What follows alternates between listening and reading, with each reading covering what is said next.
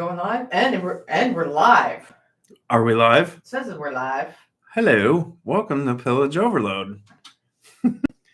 We're live. It says they're waiting for Parlay. Who's waiting? Or do we have waiters? I mean, people waiting. Do they call waiters or service assistants? Do we have service assistants waiting on us? Come sit with me, honey. I'm trying to make sure we are Actually live. Cool. That would be good to know. That is something I normally would like to check before I sit my ass down. But So anyway, we are making sure all our technology is up and running, and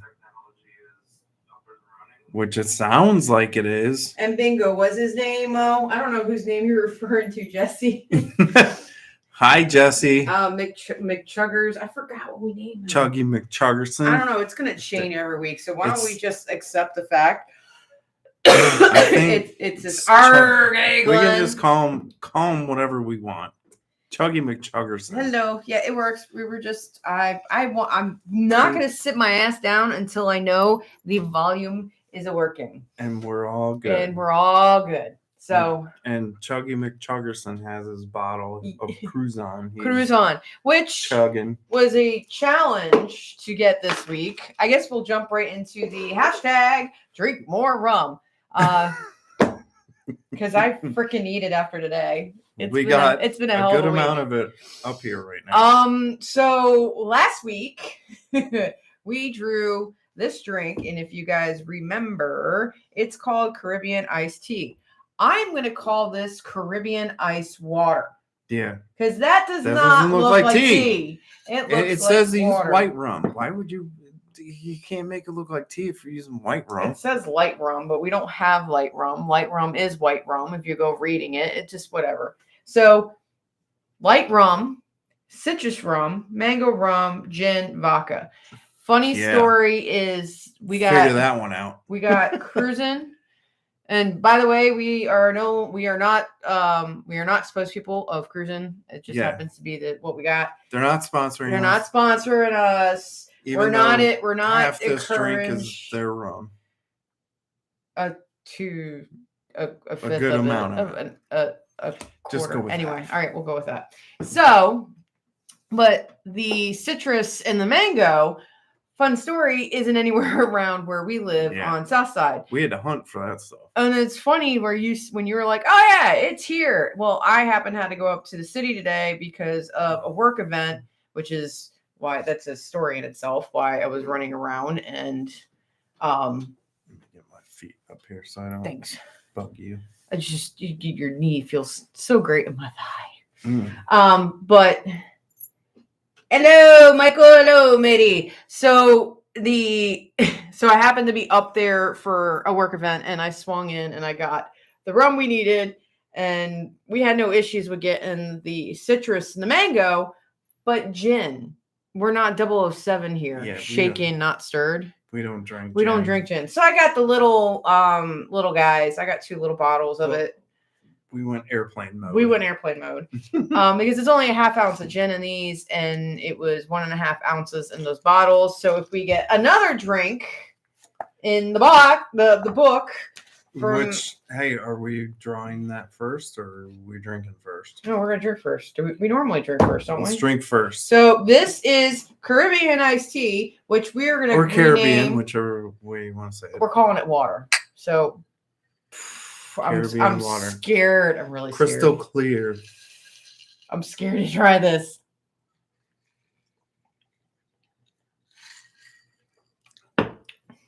Whoa. Oh. That's wow. It's got like an earthy flavor to it. I think it's the gin. Yeah. It's the gin. Yep. And we brought provisions as a backup. And again, we are not sponsors of Michael Bublé, but we do have coconut pineapple Bublé because we're adding that. We are going to need this.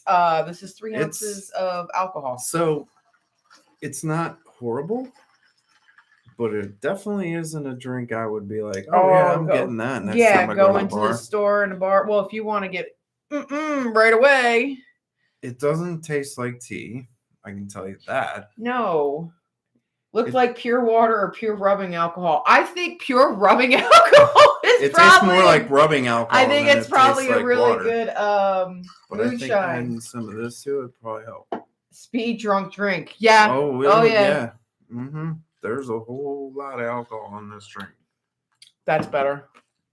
Whew, it's still got a bit of a bite to it. Bottom out of it a little bit. But it tastes more like water now. Let me see like the bubbly. I'm gonna add a little bit more. So yeah, you might as well just dump the whole thing in there so it doesn't fizz out by the end of the show. I like this stuff. It's good if I'm wanting a little bit of carbonation. It's funny as you get older and bitter. Gives you carbonation and a little bit of coconut pineapple in that one. So yeah, purified water. It honestly has like no taste now. Good. So anyway. Okay, so we'll watch that go through the rest of the night.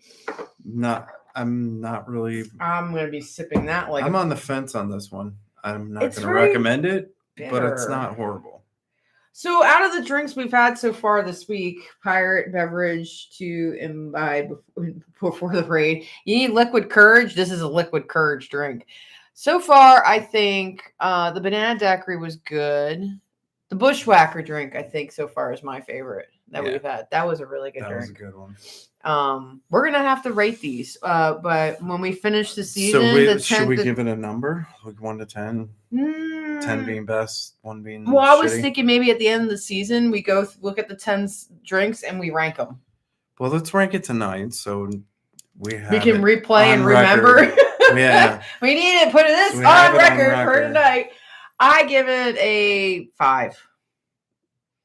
I would, yeah. I would not. I don't think I would ever ask for this again. And the only thing that's making it good for me to have more is the seltzer water. Because a 5 is good. Because, like I said, I was on the fence about it. So that's kind of half and half. So 5 is good. Good for me. Yeah, adding the buble. Oh boy. Yeah, and it's half ounce of each of the liquors in there, and I actually thought you put the citrus and the mango really doesn't come anything in there. They said serve with a lemon slice. Overtakes everything. I definitely think it's the gin that's just completely annihilating. It makes it taste like earthy. I don't know. Well, there's a reason why we don't drink gin. Right. You got one?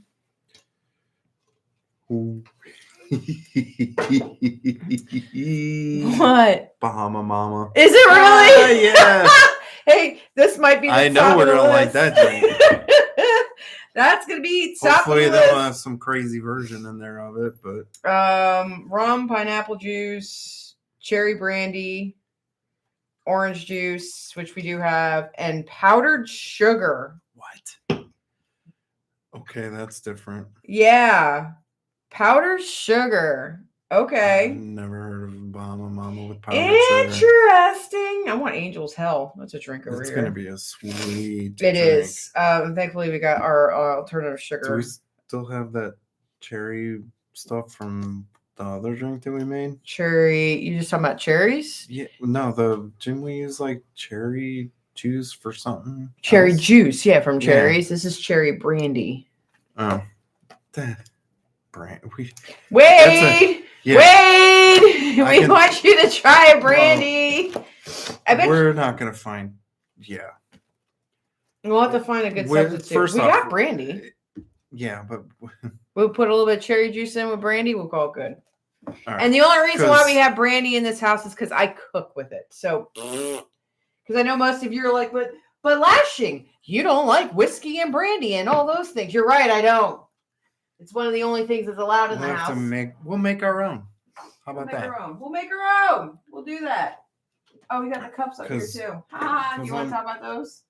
Oh yeah, these are cool. What do we do? Well, we went antiquing last weekend. The microphone I think is blocking the ones in the middle. I'll take one out. Take one out. I'll take Jack Rackham. Take Jack Rackham. Is that what caught our attention? So we found these really cool mugs. They're ceramic at an antique store we'll call in the area. Loosely. Yeah, it's a very loose term for It's a this thrift shop. place. But yeah, there was a set of Four of them, and what's really cool is they had some like Silver England. They got Yeah. Henry Avery they didn't have like and the- Emmanuel Wynn. Who does they that? didn't have the standard pirate flags Except on them. Rackham. Yeah, Rackham was the except for only one. Rackham, like all the rest of them were like the cool pirates. So this is our new. This will be the new vessel for And the hot buttered rum. There's some They're like coffee mugs. sturdy, heavy duty ceramic mugs. They're nice. they're hot buttered rum mugs moving forward. Yeah. That's what I For like real. about them. So we got Those that, are cool mugs. and we got a couple of parrots. One of which is on set tonight. we changed the set around. Do you see it? Do you see it? Tell us where it's at. I just gave it. I gave away what it is. It's a parrot, but we got two. Only one's on site. Yeah. On set. On site. Set. On site. Same It's thing. on site. Same diff. I work construction way too much. Don't break anything. No. All right. So, yeah. This is kind of underwhelming. I'm really kind of bummed about it. Yeah, I got. So Cedar Key is in 2 weeks. That's 3 weeks. 3 weeks. Sorry. No, 2 weeks. 3 weeks. 2 weeks. What day is today? It's in 2 weeks. We're driving down. We're driving down in 2 weeks. 2 weeks. So we're going to Cedar Key in 2 weeks for the pirate invasion. We're meeting up with our crewmate, David Vane, and we are doing our black powder demonstration. We're going to do a little bit of talking about living history. Ballast is going to do his flags. I'll probably have some clothing, cockades, kids' vests to show the 18th century style of the clothing. One thing we are doing this year, and we talked about last week, there's actually 2 giveaways. One is the raffle for Cedar Key. Dan Hart, who's also an order member, reached out to a bunch of people to get a treasure chest full of cool stuff. I think last year it was worth over $300, everything that was in the chest. And the chest itself is hand-built by George Smith, who we've done a couple of flags for. But that's all hand-built. So it's a really cool, it's a good, decent-sized thing. So it's a big raffle that goes in there. And this year, Dan had asked if we want to donate anything. So our blood bottle, our ship battle blood bottle, was sent to Dan, and Dan's making a cool leather holster for it. And the other thing is, and I just got this in because I requested a sample before I did the donation, is a 20-ounce tumbler. Awesome. With the Parlay Tavern sign, and I got them in, and I love it. It looks great. It's going to go. I'll put them on the website tomorrow with the rest of our new merch that's going to be hitting the website. It's stainless steel. It comes with a metal straw, a clear cap, and the logo, our tavern sign, is embossed on it. Relief. Yeah, it's kind of a relief. But the other way. It sticks up a little bit. But it's glossy and it looks really good. It's got I had taken the time to redo all of our logos. So when we had gotten them, they were on the small. So I went in and increased the detail, and especially on the Parlay 8 Tavern sign, the rope, which you might not pay too much attention to, I actually went in and redetailed the texture of the rope and the coloring to make it look the way it does. So they look outstanding. I'm very excited by them. So this is, like I said, I got the sample in. I wanted to make sure it was good, but this is also going to go as into the gift box for Cedar Key for them to raise money. They're doing that to help build a historical building down there, and also the other money is going to help restore after, what was the hurricane that just hit them, or the tropical storm? It was before Ophelia. Shit. I don't remember. The storm that hit them before Ophelia did some damage, but they're coming back. Like I said, we're coming back. So this will be in that box. And then don't forget, what's the status of the custom Christmas ornaments? I am going to be putting up a pre-order link probably when I get back from Detroit. So next Friday. and we'll have Yeah, that. she's gonna be out of town next week. So it's gonna be just little me all by myself at home. Which is why we're not live next week. Yeah. But I'll do a pre-order, and I'll have that pre-order open for a little bit, so I'm not overwhelming myself. And like I said, all pre-orders will be shipped on Black Flag Friday. Black Flag Friday. Black Flag Friday, not Black. Yeah, Black Friday. That's our version of Black Friday. So yes, that's coming for the pre-sale on there, and the pre-sale, at least with those who are in the newsletter, can tell me who they want for their ornament set. I think on the website I might have it more direct to certain sets. So yeah, I'm excited about doing those again this year. They're always fun, and I definitely like to do them by order. So obviously it's Christmas stuff. I don't like stuff sitting around like that during the year. So yeah, we need Christmas stuff like that's sitting around. We don't have room to keep inventory all over the joint. But we're trying to get more inventory up there. It's the fancy haversacks. I just did 5 more, and I'm going to be dropping a new another shed in the backyard. We just got another one this past spring for all the garden stuff, so we can use that one for storage. Anyway, but make a spot in there for some Parlay 8 storage. Well, like we were talking last week, the intent is we're trying to get more stuff on the store. Obviously, because that's what Parlay 8 started as, is we are an online shop with handmaking, and this kind of came from other circumstances. So there's a set of fancy haversacks coming up tomorrow at 5 p.m. Eastern Standard Time. They'll be available. They're for $8 plus shipping. I believe shipping is $8. And they're all fancy fabrics. I even have a limited edition Halloween one, which is what I was showing you guys last week. Hey, they're cool. So that's coming up, and then next Friday, I want to try to get stuff up there every Friday to keep you guys excited about coming out for that. I am going to be going to the store and getting some more wood, and I'm going to make some more burned signs. So stay tuned for that. Out of oak. Those are going to be coming. This is going to be hard. Yeah. You might have buy to a nice piece of oak, you cut might it have up, to go and get make some Mio for this shit. Or that's going to start getting dumped into this. Yeah, do something like this. There you go. A little bit of flavor. Some color. Add some color. Now it looks like tea. Pink lemonade. It's a help because it definitely doesn't look like it helps. It does, actually. But this is going to be a drop ship item. Like I said, most of our Parlay logo stuff is drop shipped. We're looking at maybe getting some stuff that we can ship out and do ourselves, but that's kind of. So I'm working on a couple of flags right now. I've got one that I'm working on for a customer. I can't wait till it's done, because once it's in the guy's hands, I am so posting it. Yeah. The detail in this thing's insane.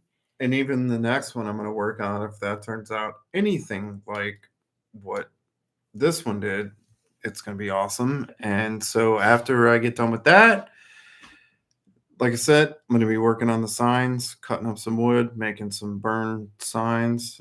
So stay tuned. So Jesse says, curious about the cloak the haversack was hanging on, maybe in tan brown to go with the Viking tunic. You want to tell him what that is?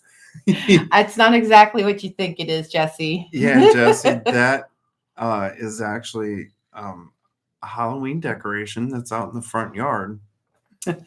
Tell him what it is. It's just a piece of canvas drop cloth thrown over the top of a skeleton and I painted it with spray paint. What colors? You said you used like 3 different colors on that thing? I actually 2. I just spray painted black on it and like a real light teal color to make it look. Did you give up on the glow in the dark shit on those things? Yeah, I gave up on the. I bought some glow in the dark paint. Jesse says I'm sitting here laughing. But I'll. Hey, I'm glad my Halloween decorations turned out looking that cool. But me and you can work on a cloak design stuff for that to make it go with your tunic. You know I can work with you on that. Jesse, I'll send you a picture of it all lit up because I got lights pointing at it at night, and I purposely painted it to like the light teal color because I have a blue light pointing at them, and it's cool. They look really cool. And I'm going a little bit different this year, like I was saying last week with the Halloween decorations. It's not. quite as much pirate themed. It's kind of more. I was looking for like a ghost type of thing. So I'll send you a picture, but it looks really cool lit up at night. It is kind of funny. So, and then we found these. We use Wise, so we have these outside to help with the lights come on and off. Ballast is huge on all the automation stuff, and we have a lot of that through the house. A lot of our obviously the lights for Pillage Overload. These are the colored ones, right? Yes. Yeah. So we got Philips Hue and Wise are two big. These are the Wise bulbs. Yeah. That we use on the set, so I can color them any color I want. So we suck at some technology like this. In fact, are you gonna? fun. Oh Yeah. Jesus! So next week I'm out of town. We're not live, but we decided to do a special live Halloween show for you on Monday, the 30th. We obviously didn't want to do it on Halloween because we all want to enjoy Halloween. So yes, we'll have probably the fog machine. And yes, Jesse, glitter is just as evil. Fuck glitter. I will just say that. I didn't even realize it was the glue glitter. So backstory, I'm starting to do some cockades for, I hate the blue. Why you gotta make me blue? Do you want to be blue green? moon. Your favorite color? How about your favorite color? Why? Because I'm green with Emmy. That I can change. You're changing lights. my colors and not yours. No, I'm changing mine too. I like blue, so I'll make mine blue. How about that? No, you're making me blue again. Oh. You got them backwards. Oops. Yeah. Here's yours. We'll change it back to green. I want that. Make me look like Violet. Violet, you're turning like blue, like a blueberry. So we're gonna go squeeze her out like a blueberry. There we go. How about that? There. See, I can change the set lights right from my phone. How about that? Hey, Bobo. Yeah, I hate when he does the set. So color yeah, dark. we have everything in our house automated. We have a Google Home, and we also have Smart Things, but we don't. Smart Things is about to go away. Yeah, Smart Things is going to die. But anyway, so that's talk about 18th century shit and technology. We'll send you some pictures of it, Jesse, because it did come out pretty cool. We'll send you that, and we'll actually post it into our Smoke and Bacon space. Yeah, so we got there. That too. So going back to what I was saying before you took that on a roller coaster, the 30th Halloween special will be here live, 7:30, same time. And that is the last episode we will be here in the set before we will be live November 3rd, 4th. That's 4th. Saturday at noon. November 4th is Saturday. 4th at Cedar Key for half an hour. And keep in mind, it's going to be at noon. That's what you said. Yeah. I'm just reminding everyone it's going to be at noon on Saturday, November 4th. And we'll do the giveaway and the second giveaway, which is no drawing or anything. You have to be subscribed to our newsletter because I'm going to print all the names from our newsletter subscribers, which we're almost at 200, which is pretty awesome. We're almost at 200 subscribers on our newsletter. And one of those happy winners will win the treasure chest, and I will be putting that in the newsletter. And also when I get back from Detroit, what is mostly in the box, there's going to be some extra things popping up because when we are down at Cedar Key, we are going to do a little shopping. We're going to do some shopping while we're there. You're my boy, Blue. Yes. Except you're my boy, Green. You're my girl, Green. Go Green, you're boy Blue. Yeah, you're my girl, Green. Boy Blue. Shut up. So that is the epitome of season 9. 100 episodes this year. So shall we get into our 2 shows, 100 what this episodes. show is actually supposed to be about. What is it supposed to be about? It's the pirates that we didn't know, that we don't know who we're talking about, and we're not sure. The We pirate don't know that anything you else. don't know I'm going to talk about, that I'm going to talk about. So why don't we just say the names and then we rock, paper, scissors? Who's talking first, or are you just going to go first? You can go first. No, you go first. Oh, you want me to go I want first? you to go first. So I am not prepared. So tonight, PSA. you're not. Don't give me that crap. As I said. So my pirate. Hold on, let me take a drink here. Wet my whistle. Yeah, that's so awful. So I give it a 4 now. what we came up with is we're gonna do pirates, unknown pirates. Which we didn't know before She this has episode. she has no idea who I'm gonna. Well, she knows who I'm gonna talk I know about. the She doesn't name. know anything about him. Same thing with my guy. Yeah. So my guy, talking about my guy. My guy. And his name is back on track. Gene Bart. So the other Black Bart. Yeah. So I normally we write out like a thing everything we're going to talk about on our little board here, and we go through it. Cards and this guy doesn't have a whole lot of information on him. So what are you reading from first?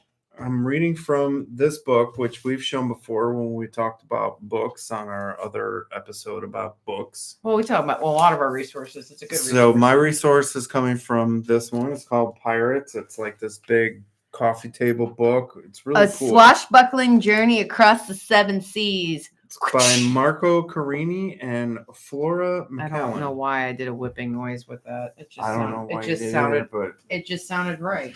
So there's not a whole lot of information, so I didn't even write out an outline. I'm just going to read it directly from the book. What's the to-do list from? Is that old? It's old. Oh, geez. Yeah. We got notes everywhere. That's the problem. We got notes there. There. This was like an old episode where an old outline. Is that a Between the Bulkhead episode? I don't know. Sorry, I'm scrolling. So. Oh, yeah, it was a Between the Bulkheads episode. I'll probably highlight a little bit, but there's a couple things I actually really want to talk about in here. So Gene Bart was born in 1650.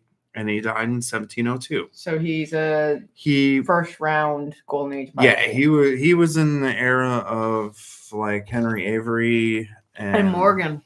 Yeah, mm-hmm. He would have been around that time. Yeah, he would have been the first part of the Golden Age piracy. Yeah, he died when the Golden Age of piracy was really just starting to kick in. He was born into a seafarer's family. He was a fisherman in a Flemish-speaking Dunkirk. We know Dunkirk. There was just a movie made about Dunkirk. It was on the coast of the English Channel. I was going to say, Dunkirk's in England, right? Yes. Okay. In those days, it was the center of smuggling and privateering. So in 1662, at the age of 12, he went to sea as a cabin boy on the Coast Guard vessel. And by the age of 16, let me tell you something. Before I even start talking about this guy, Gene Bart was a badass. I told you he's the other Black Bart. But don't associate him with. That's all I know and about. I'm going to tell you right now, he is probably more of a badass than Black Bart actually was. Black Bart was a gentleman pirate. So. This guy wasn't. He did a lot of privateering and work in the military, but he was also just pay attention because this guy sounds like Alexander Selkirk to start. Yeah, he's just a badass. You keep saying that. Well, listen to this shit. So, in 1662, at the age of 12, he went to sea as a cabin boy on a Coast Guard vessel, and by the age of 16, mm-hmm. he had risen to become a leading officer, serving in the Dutch Navy under Admiral Michael de Ruyter. It's spelled Ruyter, so I'm Reuter. I'm gonna go with Reuter. Keep talking. I'm gonna grab my grail. Sorry, I'm just gonna read this to you guys because it's a really interesting story. He took part in the privateering expedition against England. So he was born in England, but he was with the Dutch and was a privateer with the Dutch and privateered against England. He found himself fighting the British once again in 1666 during the bloody 4 days battle at sea.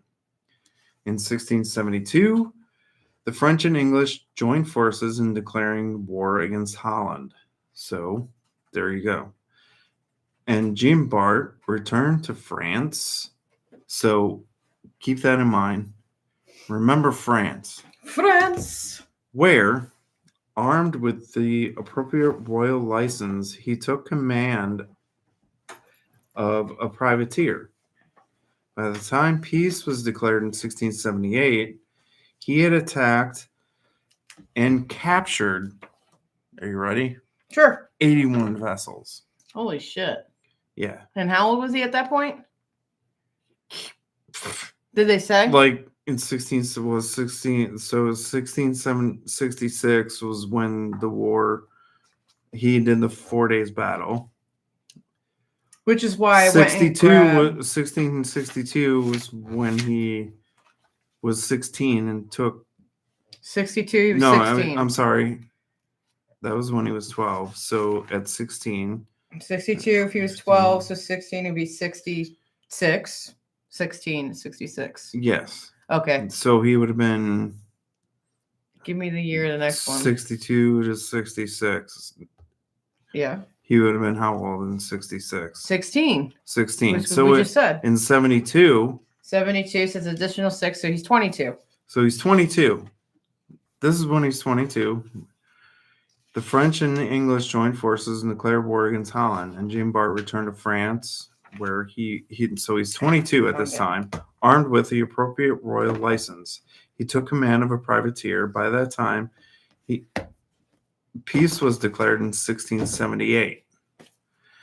He had attacked and captured 81 vessels. So 1678.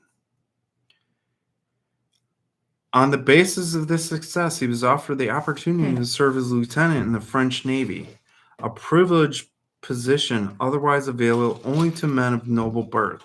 So the French loved him so much, they made him a lieutenant in their navy. So he's still at this point a non-pirate, though. Yes. But it gets better. And reason why I grabbed while you're real quick, the reason why I went and grabbed this, you know how you got the Holy Grail from Indiana Jones? Well, this is my pirate grail.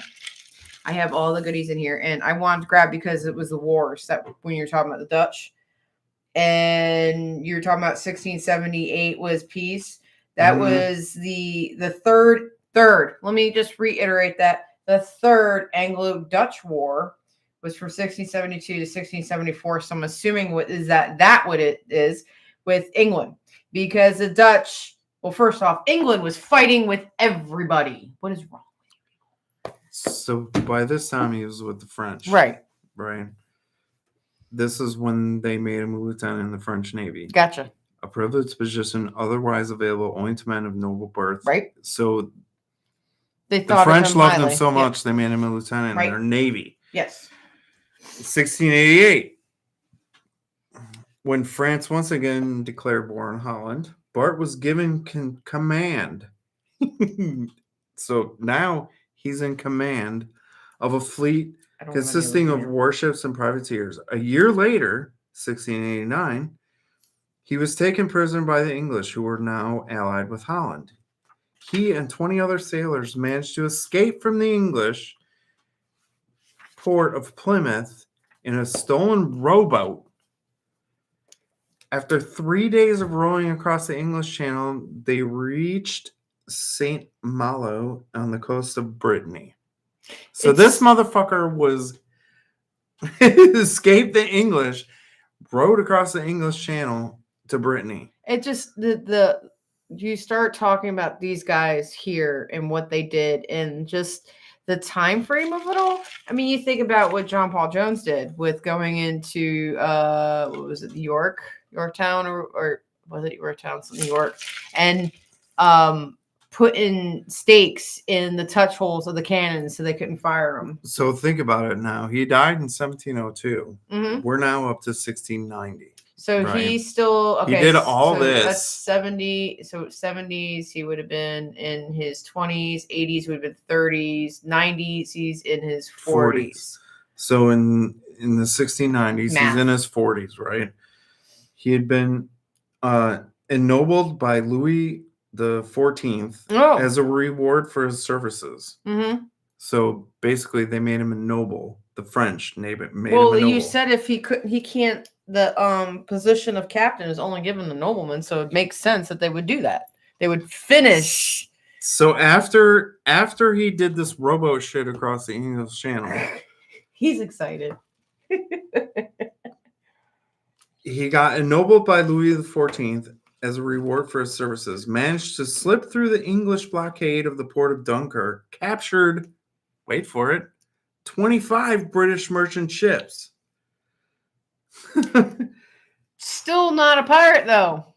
Not a pirate at this point. And saved France from starving, providing the country with food and provisions seized from the captured convoy. Jean Bart, who had meanwhile become a national hero, was promoted by the Sun King to command the entire fleet. So at this point, he's commanding the entire fucking French Navy. And he's still not a pirate. But wait, there's more. I'm waiting. I'm waiting for the episode. So now he's in control of the entire French fleet. Breathe. He had meanwhile become a national hero. Excited. So this is 1697. The Treaty of Ridgeswick in 1697 marked the end of the hostilities between France, England, Holland, and Spain. What year was that? 1697, according to this book. 9 Years' War. That's the other term for that, was the 9 Years' War. Come to the dark side, Bart. See? Glenn's like, where's the dark side? That's the 9 Year War. Just FYI for the common tongue, because they got all fancy with the treaty name. Bart's activity as a commander came to a close. The giant of a man who stood more than 6 feet 8 inches tall. Holy shit. And back then, that was a big dude. Well, that's why Blackbeard was really terrified, because he was a tall guy. That's taller than you. That's taller than Glenn. So really, all right. So it says he retired to his family home in Dunkirk, where in 1702, at the age of 51, he succumbed to an attack of pleurisy. Pleurisy? No, Pleurisy. If somebody wants to look that up. Okay. He died, leaving behind, wait for it, 13 children. Still waiting for the piracy here. So they consider him a corsair, and because he was the private as a privateer, his success as a privateer kind of. It's the privateer part of it. He found a loophole. Yeah. No wonder why he's badass. There's a loophole. He was a, in quotes, privateer for part of this time. I feel cheated. You pirate. You are. But still, dude, hey. No, he's cool. Dude was a badass. Come on. The picture is pretty cool. That looks like Captain Hook's vest. I'm gonna go show. Show it. Yeah.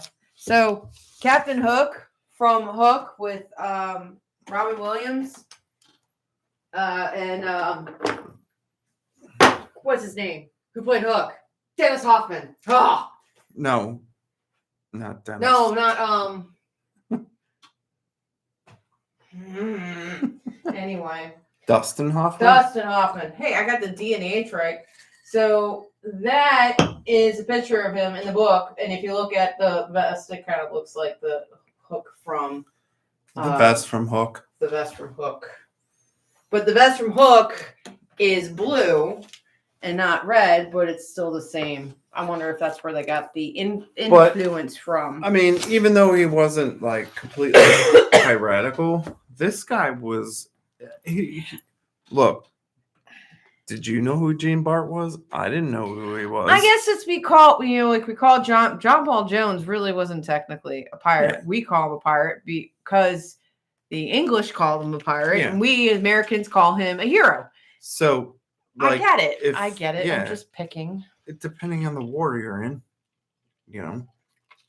he's privateering for France. It depends on what piece of paper you're on. I'm sure England was calling him a pirate when he was privateering for France. Where all my letters are marked. But I mean, still in the box. Come on. This guy captured like over 100 ships. You can't deny that's a badass. I think he probably captured, well, yes, it is a badass. But he was able to do it legally. And one king made him the head of the navy. The other king made him like a noble. So I mean, you ever phone there? Go look up what he died from. No, go look up what he died from. What Jim Bart died from? Pirate with sponsorship. They said hell yeah! To attack of plurals. Yeah, use your phone to look it up. Did you hear? Glenn says it's pirate with sponsorship. Yes, that's what a privateer is. I love it. I love that terminology. I am stealing that terminology. It's an excellent one. All right. So what the hell did he die from? I mean, hopefully it's something cool. He didn't die from being a wuss. Yeah, he got really excited when he's like, I got my pirate, and he gave me the name. I'm like, I recognize the name. I don't know anything about him. I thought, and it might not be the black part. I'm thinking about what? I'm spelling. You're the English person here, not me. Internet. Oh, did we lose it again? We're gonna go with pluralisy. Pluralisy is an inflammation of the lining of the lungs and chest. It causes a sharp chest pain when you take a breath or cough. Pain is usually worse when you breathe. Other symptoms which can is include normally important. Shortness of breath, dry cough, pain in the shoulder. It's easy to treat nowadays. And gets better in a few days. Treatments include penicillin that didn't exist. Causes. So obviously something caused him to have this, and they didn't have a treatment for it back then. Anti-inflammatory medications didn't exist. Yeah. Be glad we got the stuff we have today. Pain, antibiotics, yeah. So they didn't have anything to take care of this because the antibiotics would have been the treatment. Unknowing of the time. It's kind of, it's probably similar to bronchitis, or what's where your lungs fill with fluid. Pneumonia. It's probably similar to pneumonia. Pneumonia. Pneumonia sucks. It's like consider no, I don't have like early onset or pneumonia. Bronchitis. I still got the stupid cough, but I don't have the full head cold now. So okay. So or COVID. You get a pass because that was not what I meant when I said pick a pirate, but hey, I said you get a pass. It's a cool guy, but that's not what I meant.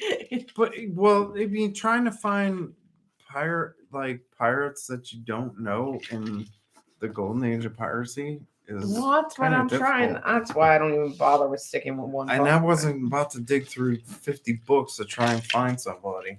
And he's not exaggerating. Yeah, that's the hardcover. He's not even talking about the digital books that I got, which is probably another 100 some that are on a thumb drive. We got lots of resources, but I ain't got lots of time. He ain't got the patience.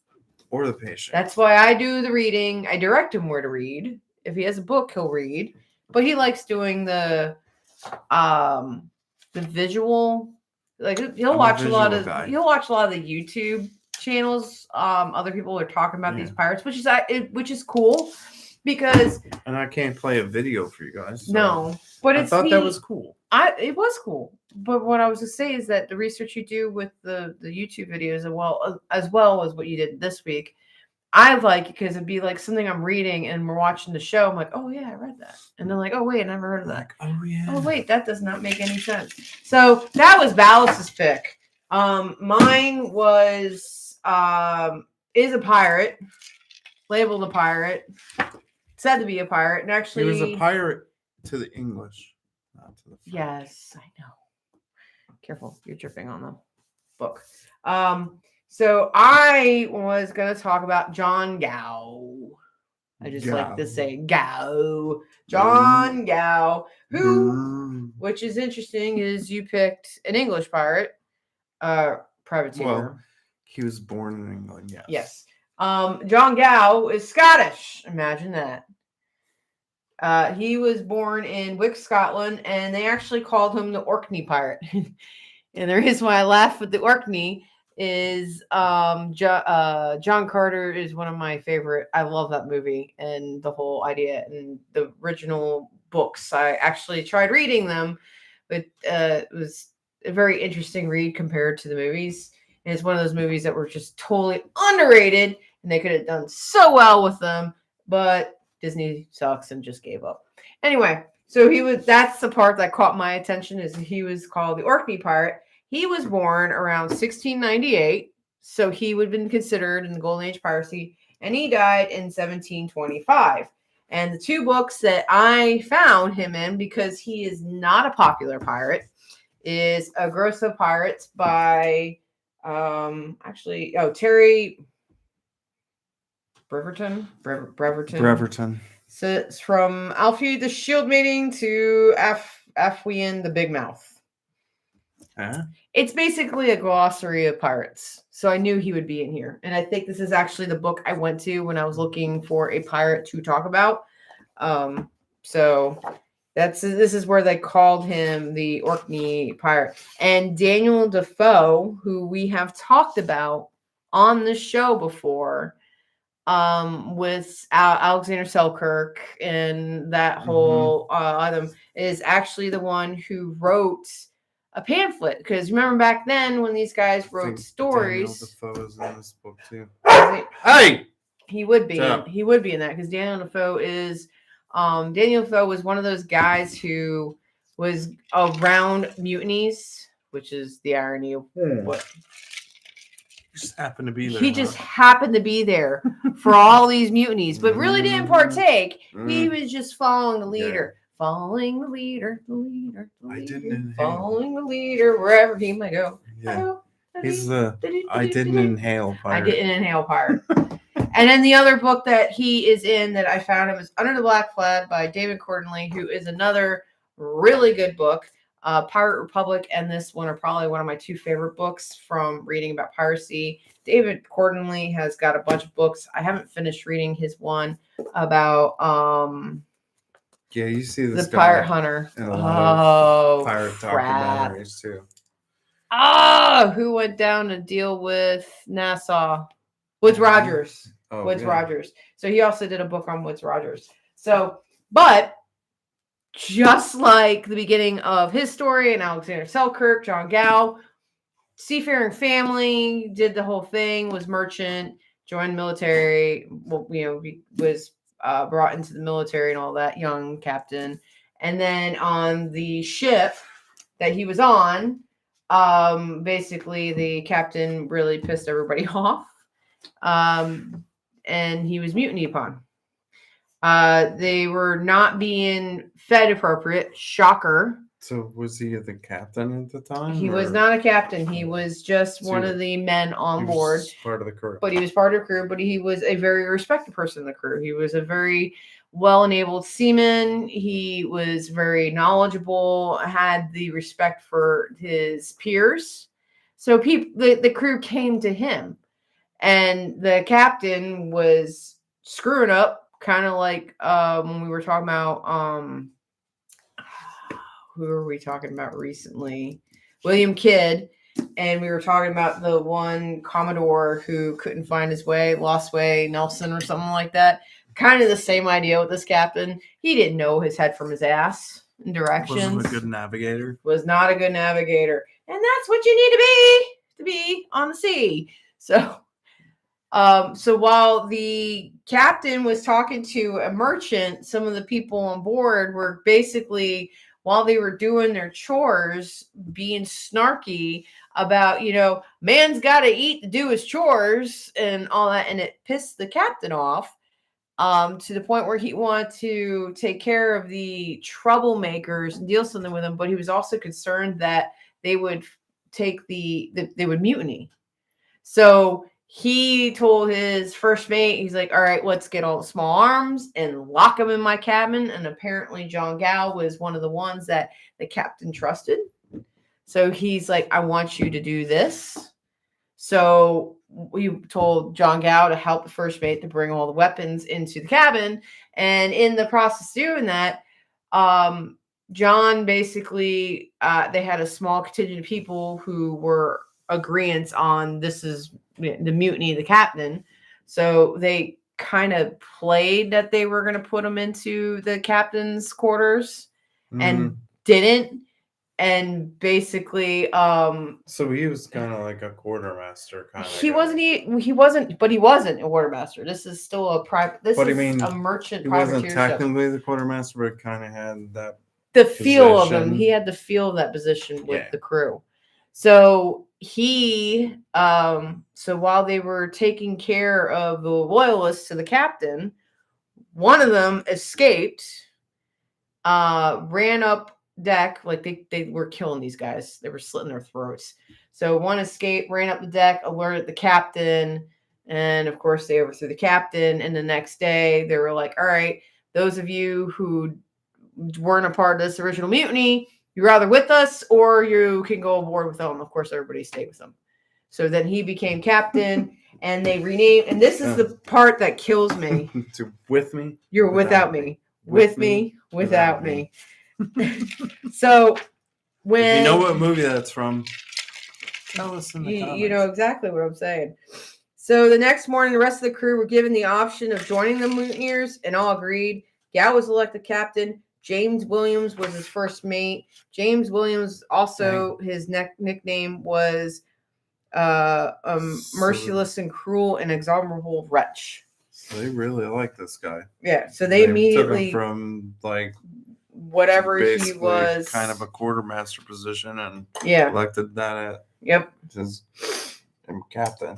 So they turn around and set to change the George because the ship was called the George at the time, and of course renamed it to the Revenge. Because pirates are so original with the names. Revenge. So good at naming things. So good at naming things.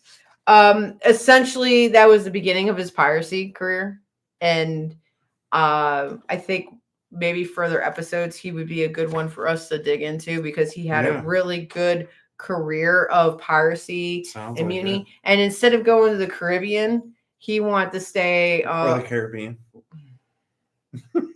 Instead of going to the warm place, he wanted to go back to Scotland.